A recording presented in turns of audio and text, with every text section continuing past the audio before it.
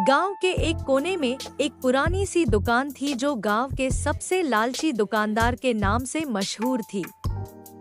दुकानदार का नाम रामलाल था और वह गांव के सभी लोगों को उनके जरूरी सामान ऊंचे दामों पर बेचता था। रामलाल को पैसों से इतना प्यार था कि वह हर समय पैसे गिनता रहता और ज्यादा से ज्यादा मुनाफा कमाने की सोचता।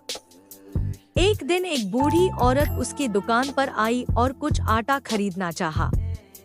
रामलाल ने उसे आटा तो दिया पर दाम इतने ऊंचे बताए कि बूढ़ी औरत के पास चुकाने के लिए पैसे ही नहीं थे। उसने रामलाल से थोड़ी रियायत करने की विनती की, लेकिन लालची रामलाल ने उसकी एक न सुनी और उसे खाली हाथ लौटा दिया।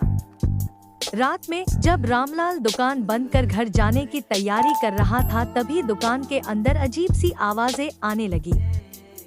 उसने देखा कि उसके द्वारा गिने गए सारे पैसे हवा में उड़ रहे थे और उन पैसों से डरावनी परछाइयां निकल रही थी।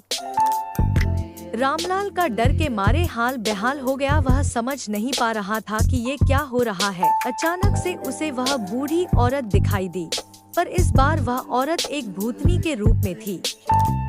उसने रामलाल को कहा, तूने मेरी मदद नहीं की, अब तू इन पैसों के साथ ही इस दुकान में कैद रहेगा।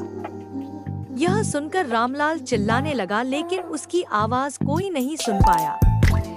अगली सुबह जब गांव वाले उसकी दुकान पर आए, तो उन्होंने रामलाल को दुकान में बंद पाया, लेकिन वह बाहर निकलने की कितनी भी कोशिश करता, उसका शरीर दुकान के अंदर से बाहर नहीं आ पाता था। आखिरकार लालच ने उसे एक भयानक श्राप का शिकार बना दिया।